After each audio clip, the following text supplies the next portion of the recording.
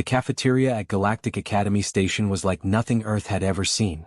Massive windows stretched across one entire wall, showing the endless black of space dotted with distant stars. Inside, the place buzzed with activity as hundreds of students grabbed their lunch. But these weren't ordinary students. Some had scales, others had fur.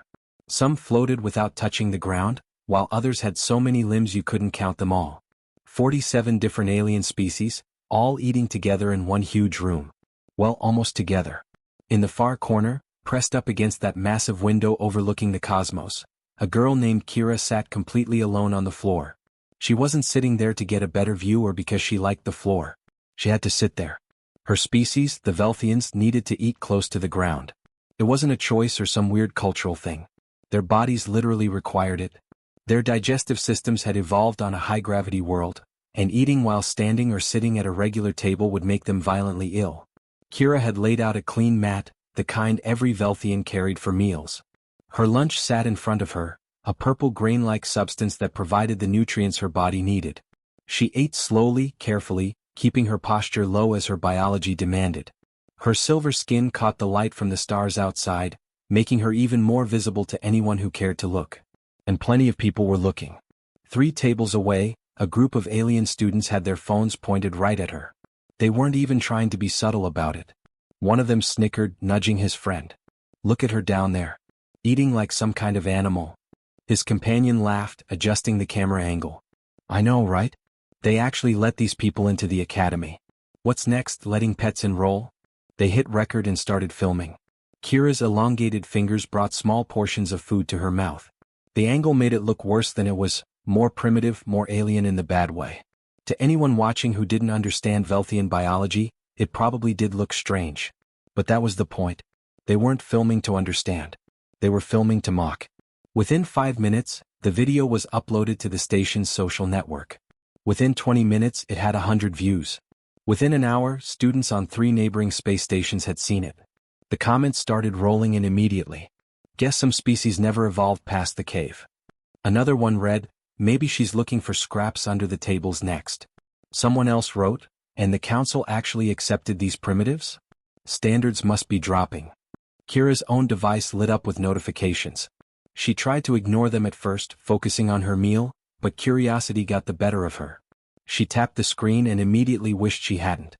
Her face, her eating, her existence had become entertainment for people she'd never even met. This wasn't new. It had happened at her previous school too. And the one before that. Being Velthian in the greater galaxy meant being a target. Her people were newcomers to the Galactic Council, only admitted 5 years ago after a devastating war had nearly wiped them out. They were charity cases, dependents who needed aid and protection. Other species didn't see them as equals. They saw them as problems to tolerate, primitives to look down on. Kira finished her meal as quickly as she could while maintaining proper posture. Rushing would make her sick, but staying any longer than necessary felt unbearable. She carefully folded her mat, cleaned up every trace of her presence and stood to leave. Her eyes stayed down, not meeting anyone's gaze. If she didn't look at them, maybe she could pretend they weren't all staring. Across the massive cafeteria, a human student named Jake watched the whole thing unfold. He'd seen the group filming. He'd seen them laughing. He'd seen Kira's shoulders hunch slightly, that universal body language of someone trying to make themselves smaller, less noticeable, less of a target. Jake's jaw clenched. He wanted to say something, wanted to walk over there and tell those students exactly what he thought of them. But the words stuck in his throat.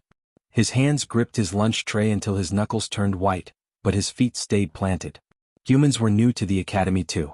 Not as new as the Velthians, but new enough that every action felt like it was being judged, measured, used as evidence for whether humanity belonged here at all. Earth had only made contact with the Galactic Council 12 years ago. Getting humanity accepted into prestigious institutions like this academy had taken years of diplomacy and proving themselves. Jake had heard the whispers. Humans were too violent, too aggressive, too primitive. Their history was full of wars and conflicts.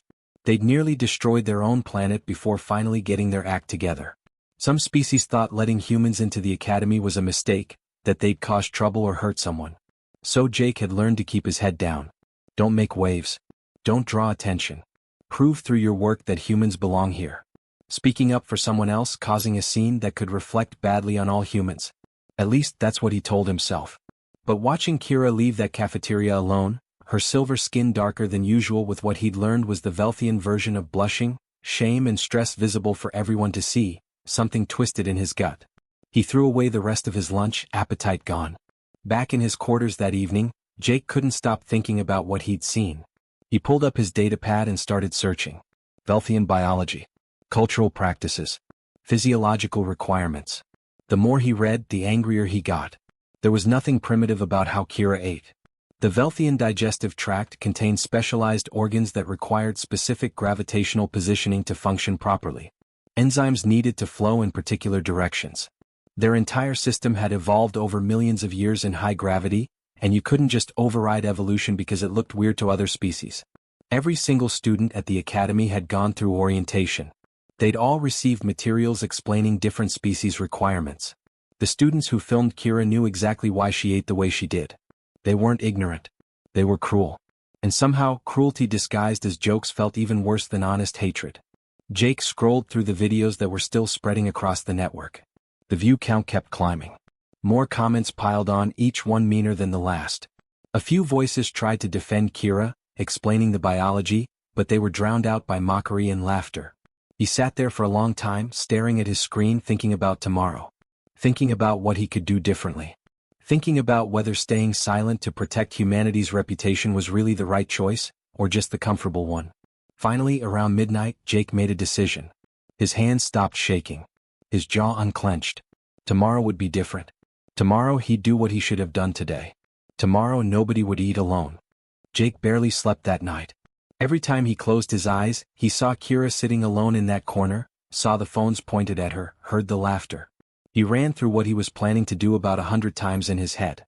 Each time, a voice whispered that he was making a mistake, that he should mind his own business, that one person couldn't make a difference anyway. But another voice, quieter but stronger, kept asking the same question.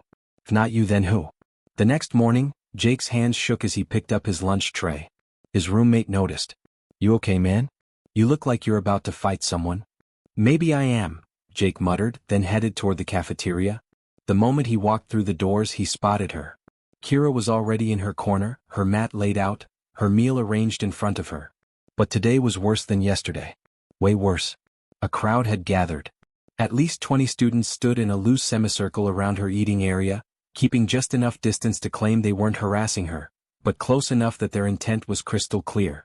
Phones were everywhere, recording from multiple angles like she was some kind of exotic animal at a zoo. One student, a tall alien with blue scales, made an exaggerated bowing motion toward Kira, bending so low his head almost touched the ground. "Oh great floor dweller, we honor your primitive ways." His friends burst out laughing. Others joined in, the sound echoing across the cafeteria. Kira's hands trembled as she tried to continue eating. She kept her eyes locked on her food, her silver skin darkening to almost gray. Jake had read enough last night to know what that meant. Extreme stress. Humiliation. Her body was literally showing everyone how much this was hurting her, and they were eating it up. Someone else chimed in. Hey, maybe we should all eat on the floor. Really embrace diversity and inclusion. More laughter. A few students actually pretended to sit down, then jumped back up like the floor had burned them. Jake's heart pounded so hard he could hear it in his ears. His grip on his tray tightened. This was it. This was the moment. He could turn around right now, eat somewhere else, pretend he hadn't seen anything. Stay safe. Stay invisible. Or he could do something that mattered. His feet started moving before his brain fully committed. One step. Then another. Then he was walking straight through the cafeteria, past the floating tables where most students ate, past the clusters of aliens who were so focused on mocking Kira that they didn't notice him at first. Then someone did notice. Hey, where's that human going? Heads turned. The crowd around Kira shifted, creating a gap that Jake walked right through. He reached her corner and stopped, standing right at the edge of her mat. Kira looked up at him. Her large dark eyes were wide, shimmering with tears she was fighting to hold back. She probably expected him to join in the mockery, to add human cruelty to the pile she was already drowning under. Jake knelt down. The cafeteria went dead silent. You could have heard a pin drop in that massive room filled with hundreds of students. Carefully, deliberately, Jake set his tray on the floor right next to Kira's mat. He had a sandwich, some apple slices, and a bottle of water. He arranged them neatly, then sat back on his heels and picked up his sandwich. He took a bite. Kira stared at him like he'd just grown a second head. Her mouth opened, then closed, then opened again, but no words came out. Jake swallowed his bite and offered her a small smile. Is it okay if I eat here? I'm Jake, by the way. Second year, xenobiology major. Kira's voice came out as barely a whisper. Yes, of course. I'm Kira. I know, Jake said, keeping his tone casual like this was the most normal thing in the world. I saw your presentation last month. The one about ecosystem restoration on Velthia. That stuff about cascade effects and damaged food chains was incredible. Really made me think differently about planetary recovery. Tears spilled down Kira's cheeks, but she was smiling now. You actually watched that? Of course I did. I'm studying xenobiology. Your people's approach to fixing broken ecosystems is way ahead of anything we've got on Earth. He took another bite of his sandwich. So how are your classes going this semester? You taking advanced astrobiology with Professor Ellis. Around them the crowd stood frozen. Phones were still recording, but now they didn't know what they were recording. The mockery had evaporated, replaced by confusion. A few students exchanged uncertain glances. This wasn't how this was supposed to go. The blue-scaled student who'd been leading the harassment spoke up, his voice dripping with condescension. You're on the floor. With the Velthian. He said it like he was pointing out that Jake's pants were on fire. Jake didn't even look at him. He picked up an apple slice and examined it like it was the most interesting thing in the universe. Yeah, good spot for lunch actually. The view's better down here. He gestured at the massive window showing the star field beyond. See that nebula out there? The purple and blue one? That's beautiful. Can't see it as well from the high tables. Another voice, dripping with false sympathy. The primitive human joins the primitive Velthian. How perfect. You two can grunt at each other. This time Jake did look up, meeting the speaker's eyes directly. If understanding biology instead of mocking it makes me primitive, then yeah, I guess I am. You know what else is primitive? Bullying someone for something they can't control. That's caveman level thinking right there. He paused. Also, I heard you're failing xenobiology. Maybe if you spent less time recording people and more time studying actual biology, you'd understand why different species have different requirements. The student's face flushed a deep purple. Several others in the crowd suddenly found their shoes very interesting. A few backed away, disappearing into the general cafeteria population like they'd never been part of the mob at all. Jake turned his attention back to Kira, dismissing the crowd entirely. Anyway, sorry, you were saying something about your astrobiology project? Kira wiped her eyes, her smile growing wider. I'm working on atmospheric composition analysis of damaged worlds. Trying to figure out which gases indicate recovery potential versus permanent damage. That's fascinating. Have you considered looking at Earth's recovery data? We nearly wrecked our atmosphere in the 21st century, but the comeback data might be useful for comparison. They fell into genuine conversation, talking about classes and research and the weird quirks of living on a space station where gravity was artificial and the sunrises were programmed by committee. Normal stuff. The kind of conversation Kira hadn't had with anyone in months. Near the cafeteria entrance, two other humans had been watching the whole thing. Lisa Brooks and Ryan Kelly were both first-year students, barely 3 weeks into their time at the academy. They'd been eating at a table near the door when Jake made his move. Lisa watched Jake sitting on that floor, watched the confused crowd, watched Kira actually smiling and talking like a regular person instead of a target. Something clicked in her mind. She remembered being the new kid at school back on Earth, remembered eating lunch alone for weeks because nobody wanted to sit with the weird scholarship girl who didn't have the right clothes or the right background. She remembered how much it would have meant if just one person had sat with her. Ryan thought about his grandmother's stories. She'd been part of the civil rights movement back in the 20th century, had sat at lunch counters where she wasn't wanted, had faced down crowds who thought she didn't belong. She'd always said the hardest part wasn't the hatred, it was the loneliness, the feeling that nobody would stand with you. Lisa and Ryan looked at each other. No words needed. They grabbed their trays and stood up. By the time Jake and Kira finished their meals, humans were sitting on the floor in that corner by the window, talking and laughing like it was the most natural thing in the world. The hostile crowd had completely dispersed, melting away like they'd never been there. The videos still spread across the network that day. But these new videos showed something completely different. Not mockery. Not cruelty. They showed 4 humans who decided that nobody should eat alone. The videos reached Earth within 24 hours. That's how fast information traveled in the connected galaxy. By the time Jake woke up the next morning, Students on every human colony, station and outpost had seen the footage of 4 humans sitting on the floor with Kira, eating lunch like it was the most obvious thing in the world. Something about those images hit differently for humans. Maybe it was because humanity's history was full of moments like this. The lunch counter sit-ins. The bus boycotts. The simple acts of solidarity that said, "If you're not welcome, then neither am I." Humans recognized that scene in their bones, even with aliens and spaceships instead of the settings their grandparents had known. At Kepler Station, halfway across the galaxy, a human student named Brian Mitchell was eating breakfast when the videos popped up on his feed. He watched Jake kneel down next to Kira, watched the confusion on the faces of the bullies, watched 4 humans choose kindness over comfort. Brian looked up from his screen. 2 tables away, a Velthian girl named Tessa sat alone on the floor, her mat laid out, her breakfast arranged in front of her. She ate quickly, nervously, like she was trying to become invisible. Brian had seen her there every morning for 3 months. He'd felt bad about it, sure, but he'd never actually done anything. He didn't overthink it this time. He just picked up his tray and walked over. "Hey, mind if I join you? I'm Brian." Tessa's eyes went wide with shock. Then slowly she smiled. "Please. I'm Tessa." That same day at Armstrong University on Mars, it happened again. A human engineering student sat down with the Velthian in his advanced physics class. Then again at the research station orbiting Europa. Then at the training facility on Titan. Then at the mining colony on Ceres. Human students across the galaxy started sitting with their Velthian classmates. Not because someone told them to. Not because it was an organized campaign. Just because they'd seen 4 people do something right and they wanted to do the same thing. The Velthian students couldn't believe it. Most of them had spent months eating alone, enduring stares and whispers and the occasional outright harassment.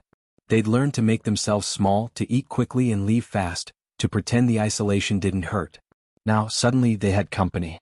People who actually wanted to sit with them, talk to them, treat them like regular students instead of uncomfortable oddities. Back at Galactic Academy Station, the movement kept growing. The corner by the window wasn't big enough anymore. By the 4th day, the floor dining area had spread to cover almost a quarter of the cafeteria. And it wasn't just humans anymore. A Rigelian student named Kor had been watching the daily gatherings, watching the way the group laughed and talked and seemed genuinely happy to be together. He remembered his own species' history. The Rigelians had been called scavengers for centuries, dismissed as primitive recyclers before they'd proven themselves as some of the galaxy's best engineers. He knew what it felt like to be looked down on. Kor grabbed his lunch and joined the floor group. He brought 3 friends with him. Then came the Centaurians. Their culture revolved around music, and when they'd first joined the Galactic Council, other species had called their traditional songs noise pollution. They understood being mocked for something fundamental to who they were. A group of 5 Centaurian students sat down with their instruments, playing soft melodies while everyone ate. The minor vans joined next. They were small, barely 3 feet tall, and they'd faced endless condescending remarks about their size. "How cute," people would say, like they were pets instead of brilliant quantum physicists and medical researchers. Within a week, students from a dozen different species were eating together on the floor.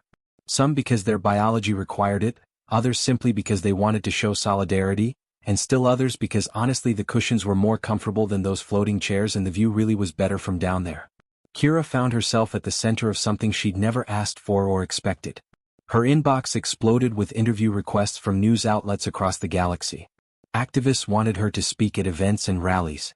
Young Velthians from 100 different worlds sent her messages, thanking her for standing up, for fighting back, for making things better. The problem was she hadn't done any of those things. She'd just been trying to eat lunch. Jake was the one who'd stood up. Jake and Lisa and Ryan and Brian and all the others who'd chosen to sit on the floor. Kira had just been there. But that's not how the media saw it. To them she was the symbol.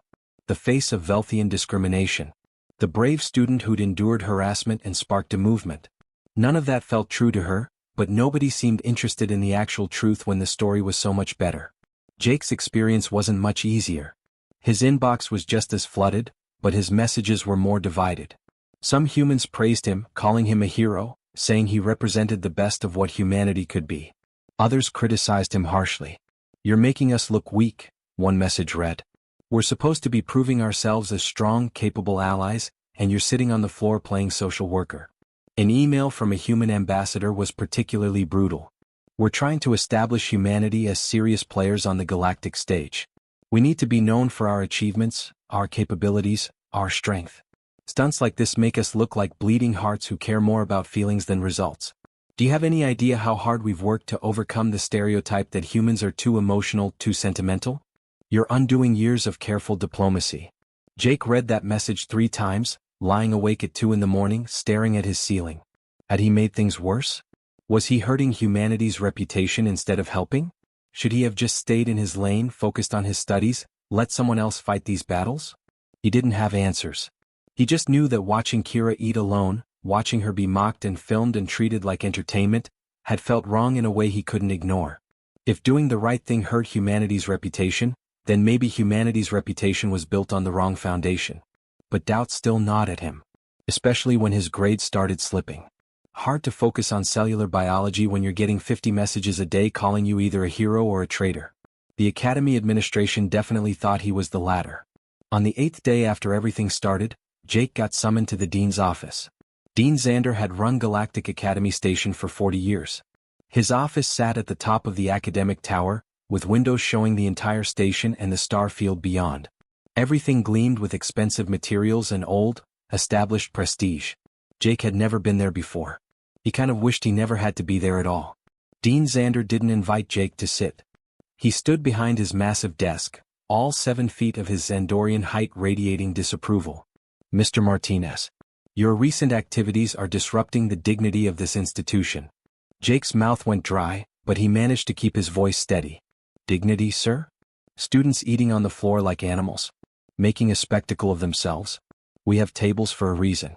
Civilized beings use them. Jake had spent the last 3 nights preparing for this conversation. He pulled out his datapad, hands only shaking a little. According to Academy Regulations, Section 7.3.2, all species-specific biological requirements must be accommodated without prejudice. Velthians require floor-level eating positions for proper digestion. That's not a cultural preference, sir. It's biology. Dean Xander's expression hardened. They can eat in their quarters if they're so uncomfortable with normal dining arrangements. So they should be excluded from communal dining? That's segregation, Dean. You're a first-generation human student, Mr. Martinez. Your species has been part of the galactic community for barely 12 years. Perhaps you should focus on your studies rather than causing trouble. Humans have a reputation for being disruptive. You're not helping. The threat hung in the air, unspoken but crystal clear. Jake's hand trembled as he reached for a button on his datapad.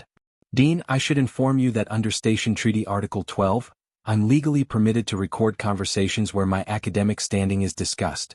This entire conversation has been recorded. The dean's face went rigid. For a long moment, neither of them moved. Then Dean Xander said very quietly, "You're dismissed." Jake left that office with his heart racing and his hands shaking. He sat in a corridor for 20 minutes, staring at the recording on his datapad. This could ruin him. Or it could change everything. He uploaded it to secure storage, then stared at it for another 10 minutes. Finally, he made a decision that would shake the entire academy system. He released it publicly with a simple caption, "This is what accommodation looks like to leadership." The recording went viral faster than anything before it. The recording of Dean Xander spread like wildfire through every corner of the connected galaxy.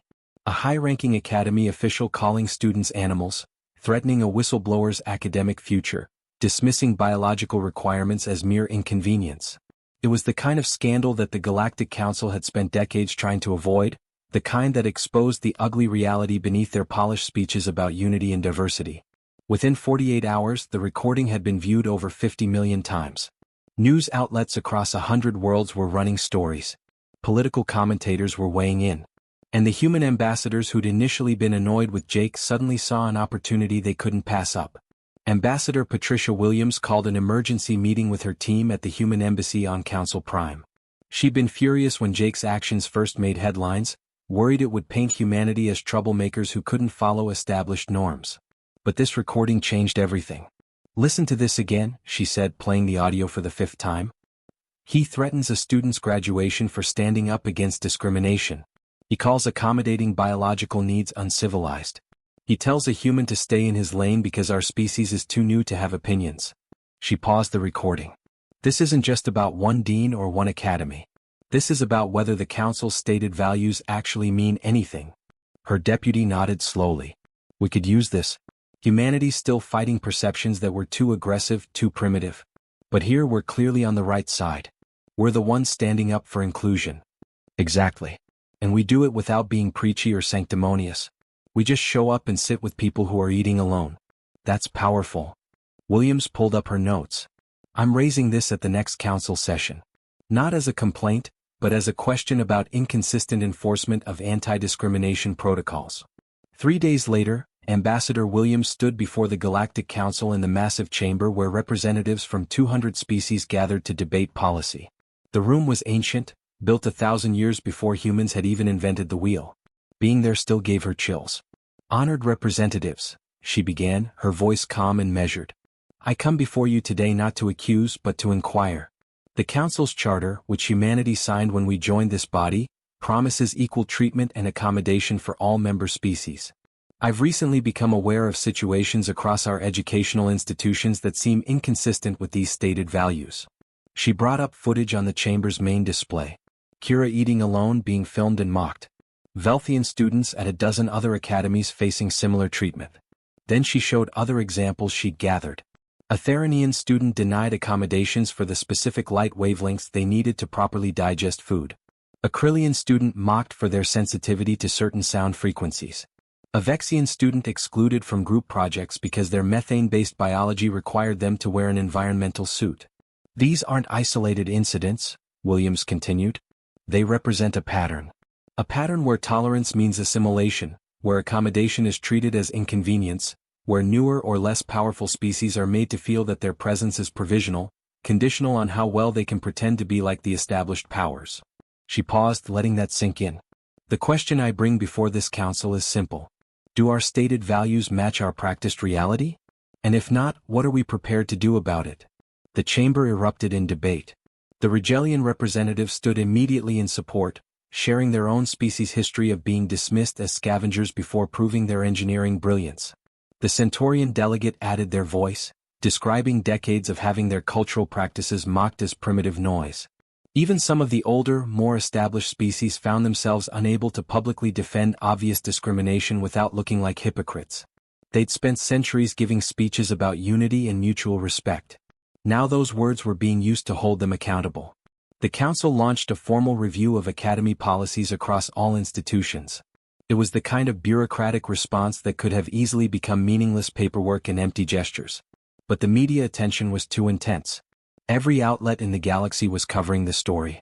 Students from marginalized species across hundreds of worlds were coming forward with their own experiences, and the public was watching to see what the council would actually do. Dean Xander was removed from his position within a week. The official statement said he was pursuing other opportunities, but everyone knew what that meant. You don't survive threatening students and calling them animals when the whole galaxy is watching. The new dean was an Andronian named Lissa Chin. She'd built her reputation on running the most inclusive research station in the Andromeda sector, where over 100 species worked together on cutting-edge physics projects. Her first act was meeting with student representatives from every marginalized species group on the station. Her second act was completely redesigning the cafeteria. Not just adding a corner for floor dining, but integrating it as a desirable, beautiful option. Comfortable cushions in a dozen textures. Low tables made from elegant materials. Ambient lighting that could be adjusted for different species' visual ranges. The new areas weren't hidden away or marked as special accommodations. They were simply part of the space, as natural and normal as anything else. Within 2 weeks, the redesigned cafeteria opened. And something unexpected happened. Students from all species started using the floor areas, not because they had to, but because they actually preferred them. Turned out a lot of species found the relaxed, comfortable setup more appealing than the rigid floating tables that had been the default for decades. The hierarchy of eating spaces, which had been so strictly enforced for so long, started to blur and dissolve. But resistance didn't disappear. It just got quieter, sneakier. Some students continued the harassment but with more coded language. Instead of openly mocking, they'd make pointed comments about maintaining standards or not lowering the bar. Drinks got spilled near floor dining areas more often than anywhere else. Some professors made subtle digs in lectures about accommodation culture going too far. Jake felt that resistance personally. His xenobiology professor pulled him aside after he bombed an exam he should have aced. Professor Ellis wasn't mean about it, but her concern was clear. Jake, I know you've been busy changing the galaxy. That's admirable. But you're here to learn. Don't forget why you came to this academy in the first place. She was right. His grades had tanked. He was exhausted, overwhelmed, distracted by constant messages and interview requests and the weight of being a symbol instead of just a student. He'd come here to study alien biology, to maybe do research that would help Earth understand its place in the galaxy. Instead, he'd become the poster child for a movement he'd never meant to start. Kira was struggling too. She'd wanted to study astrobiology, to help restore her devastated homeworld's ecosystems. That had been her dream since childhood, watching her planet slowly recover from the war that had nearly killed it. Now she spent more time in meetings and interviews than in labs. Activists wanted her at rallies. Politicians wanted her endorsement. Young Velthians wanted her advice. She appreciated the support truly. But she missed being anonymous. She missed being just another student worried about exams and research projects and whether she'd understood the lecture on quantum field theory. One evening, she and Jake met on the observation deck. They sat on the floor out of habit now, even though there were plenty of comfortable chairs available. The stars wheeled past beyond the transparent dome, ancient light from distant suns. Did we make things better or just more complicated? Jake asked quietly. Kira was silent for a long moment, watching a nebula drift past. Both maybe. Things are definitely better for me. I have real friends now. I'm not afraid to eat in public. Young Velthians coming to the academy won't go through what I went through. She paused. But I miss being nobody. Being Kira the astrobiology student instead of Kira the symbol. I'm sorry, Jake said. This got so much bigger than I ever meant it to. Don't apologize. You sat with me when nobody else would. That was just kindness. Everything after that, the movement and the politics and the changes, that's not on you. You didn't make it complicated. The galaxy made it complicated. She smiled at him. The kindness part was simple. That's the part that mattered. They sat together in comfortable silence, two students who'd accidentally changed their world while just trying to survive it. Outside, the universe kept turning, vast and indifferent. But inside, in one small corner of one space station, things were genuinely different than they'd been before. 6 months passed like water flowing through open fingers. The Galactic Academy Station cafeteria looked completely different now, not just in design but in feeling. The floor dining areas had become some of the most popular spots in the entire facility. Students from every species chose them based on comfort and preference rather than biology or necessity. The rigid social hierarchies that had defined where you ate and who you ate with had dissolved into something much more fluid and genuine. Kira had graduated with honors in astrobiology, her final thesis on ecosystem cascade effects earning praise from professors across 3 star systems. She'd taken a position with the Velthian Restoration Corps, doing exactly what she'd always dreamed of, working on projects to revive her homeworld's damaged environments. But she'd also started something else, something she'd never planned. The Newcomers Network began as just a simple video call with 3 scared Velthian first-years who'd messaged her asking for advice.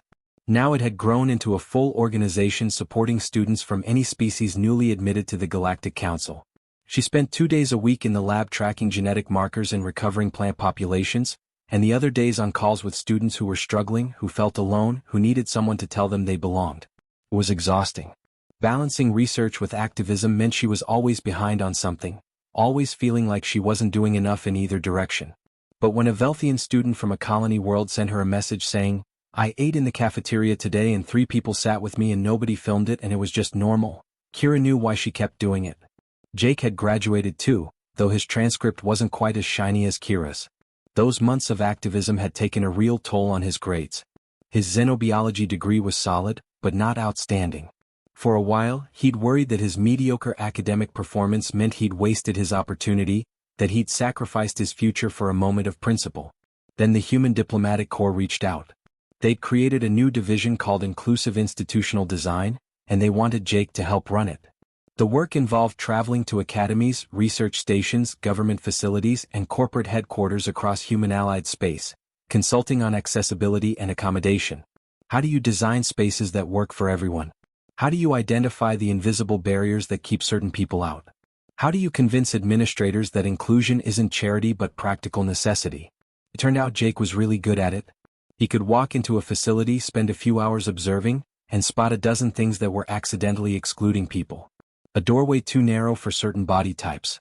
Lighting in a frequency that gave some species headaches. Scheduling that conflicted with biological needs. Once you learned to see these barriers, they were everywhere. The work felt meaningful in a way his planned research career never quite had. He was still using his xenobiology knowledge, just in a completely different context than he'd imagined. Sometimes life took you where you needed to go rather than where you'd planned to end up. He'd just finished a consultation at the new academy on Kepler Station when his old professor, Dr. Ellis, sent him a message. She was giving a guest lecture at Galactic Academy Station and wanted to catch up if he was nearby. Jake rearranged his schedule to be there. Some places pull you back no matter how far you travel. Walking through the Academy Station felt surreal. Everything looked the same, but the atmosphere was completely different. The cafeteria buzzed with energy, students clustered everywhere in mixed groups. Floor areas, floating tables, standing counters, everything integrated and flowing together naturally. Nobody was eating alone unless they chose to. Jake grabbed lunch and was looking for a spot when he noticed a first-year student he didn't recognize.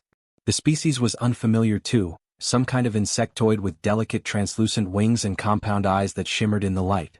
The student had unusual requirements, needing to consume food while hanging upside down due to their digestive biology. A specialized area near the windows had been set up with hanging perches. The student looked terrified, hanging there alone, food arranged on a small upside-down tray. Their wings trembled slightly. Jake recognized that body language. Fear of judgment. Fear of becoming the next viral video. Fear of being different in a way that made you a target. Then 3 students approached. A Rigelian, a Centaurian, and a human. They couldn't hang upside down, but they pulled chairs close to the perch area and started eating, chatting with the new student like it was the most natural thing in the world. Asking about their homeworld, their classes, their interests. Normal conversation. Making them part of the group without any fuss or fanfare. No phones came out. Nobody filmed it.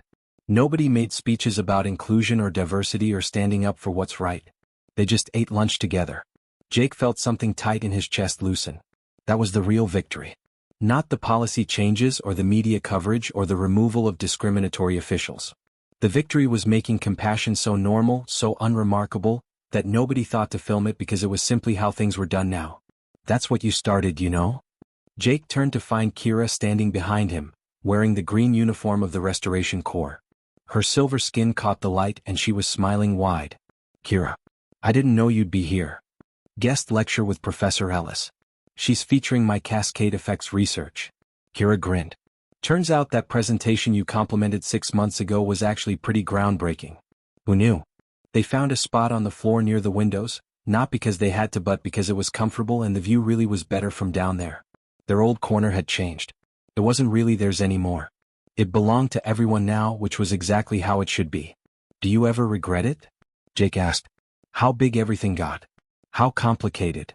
Kira watched the cafeteria, the mixing groups of students, the casual integration that would have been impossible 6 months ago. Sometimes I regret the attention. Being a symbol instead of just a person, that's hard. But regret what actually happened? No. I have real friends now across a dozen species.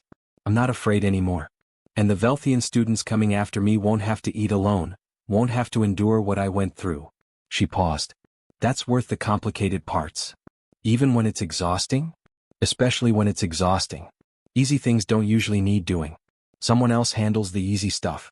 Hard things, the things that make people uncomfortable, those are the ones that actually matter. Those are the ones that change things. Professor Ellis joined them, lowering herself to the floor with only slight awkwardness for someone who'd spent 50 years eating at regular tables. Mind if an old professor sits with her former troublemakers? We weren't troublemakers, Jake protested. You caused more institutional change in 1 semester than most students cause in their entire careers. That's either troublemaking or revolution, depending on your perspective. She smiled warmly. I prefer revolution. The good kind. They ate together, talking about research and policy and the strange unexpected directions their lives had taken. Around them, the cafeteria hummed with hundreds of voices from dozens of species, learning together, eating together, simply existing together in all their complicated, messy, beautiful diversity. A young human student approached nervously, looking like he might bolt at any second. Excuse me, are you Jake Martinez? Jake nodded, bracing himself for whatever came next. Fame was weird and uncomfortable. I just wanted to say thank you. My older brother is married to a Velthian woman. They got married 2 years ago, and when they'd visit our family on Earth for holidays, she'd have to eat in another room because she was so embarrassed about how she had to eat. She thought our family would think she was weird or primitive. The student's voice cracked. Last month they visited for the first time since everything changed. She ate with us. At floor level, yeah, but with us. My mom sat with her. My dad sat with her. We all just sat on the floor and ate Thanksgiving dinner together like a normal family. Tears ran down his face. You gave my brother's wife the ability to be part of our family. You gave my brother a wife who doesn't have to hide. So thank you. Just thank you. He left before Jake could respond, disappearing into the crowd of students. Kira squeezed Jake's hand. You did good, Jake Martinez. We did good, he corrected. I just sat down. You're the one who turned it into something that mattered. And all those other students who joined us, they're the ones who made it a movement. None of you would have succeeded without the hundreds of other students who chose kindness, Professor Ellis added.